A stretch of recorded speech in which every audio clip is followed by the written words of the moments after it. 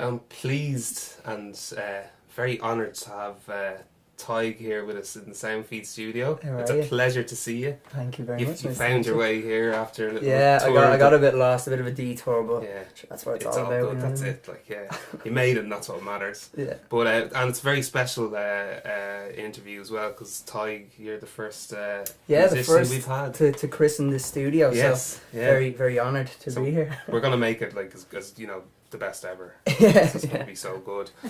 But just a little background. You started playing music when you were in your early teens. Yeah, I was about 14 Yeah. when I started learning how to play guitar. Yeah. That was the first kind of introduction to music. Yeah. And then as teens do, I went through phases. Yeah. So I put down the guitar then for about a year when I was about 16. Yeah. I was doing some other things.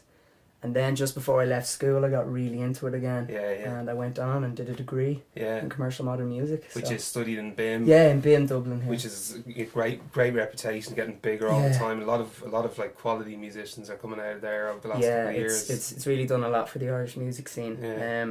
How did you find the whole time Amazing. there? It's really shaped me. I mean, it just what it does mostly is it puts you into the scene. It just puts you directly. You're constantly talking to other musicians and songwriters.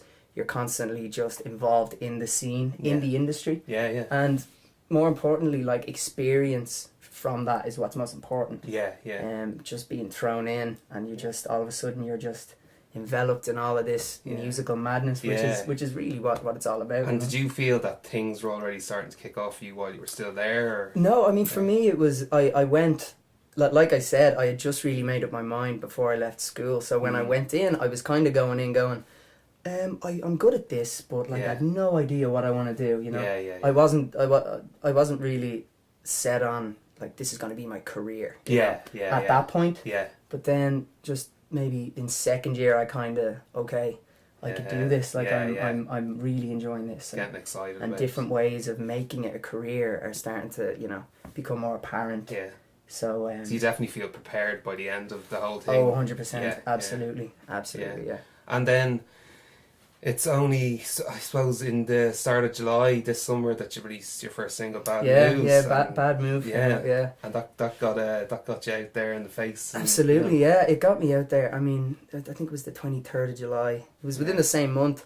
I was performing it on Saturday night with Miriam live to thousands of people. So it really got me out there. It got me where I wanted people to hear about me, and it got me like there was this artist out there that was doing this type of thing, and it really did that for me. And did you feel like, oh whoa, like I'm in like RT Studios? Yeah, like, that was it. It was nuts. It was completely nuts. The fact that they even wanted me to come on the show was just like, that was a massive surprise to me. Yeah. I wasn't expecting it, especially after the debut release. Like it was my first ever release, So it was really surprising, really fun. And just before that, you did a song, I Don't Want to Know, with the excellent Two Fools. Yeah, Stephen McCann from Two Fools. Yeah. We produced the whole thing in my shed at home, whole track. Yeah. It took I think we started at about 5 o'clock in the evening, and then we just powered on till about 3 in the morning or something. Coffees and just musical madness out in the shed. And it sounds great. It's real, it's kind of mellow, but it's got that kind of funk and everything. It's very different. Like I've never really when we were actually writing the track, we had no set idea as to how we wanted it to go. Yeah. Which is, I think, it's very apparent when you listen to the track. It's a bit of this, it's a bit of that, but it's still very uncertain in what it is. It's its own thing. Yeah. Which is what I love. It makes it unique and stand out. I mean, just collaborating with Two Fools, that's what it's going to do. Yeah. Take a bit of me and a bit of Two Fools, and you're going to get something completely different. So. Yeah. And you do big band kind of live shows yourself. Yeah, I'm all for a massive ruckus when it comes to being on stage. I love it. The vibe between people, and the more the merrier, really. Yeah. And the tracks that I perform, they really suit that type of vibe. Yeah. It's all about everyone getting involved, and like a community feel throughout the whole thing. So yeah, it's up to. And you did a few kind of live dates and festival dates. We did. We did a couple of festival dates. We did Swell Festival up on Arranmore Island, which is just off the coast of Donegal. Yeah. That was absolutely nuts, and it's just a load of people just get on a ferry, go to this island for 3 days, and it's nuts. Like you like the talent and the bands that are playing, and nobody knows about it. It's crazy. It was my first festival actually last year. I played it last year. Yeah. We all went up, and that was my first ever festival. I'd never even been as a punter or anything. So now you kind of it feel like it has a place in my heart. Every year now. Yeah, it has a place in my heart. Absolutely. Yeah. So. And then I suppose the other thing was kind of your style of music, like alternative kind of pop, and you mix that with funk and R&B and soul and everything thrown into the mix. Very unique to Ireland. Like we don't.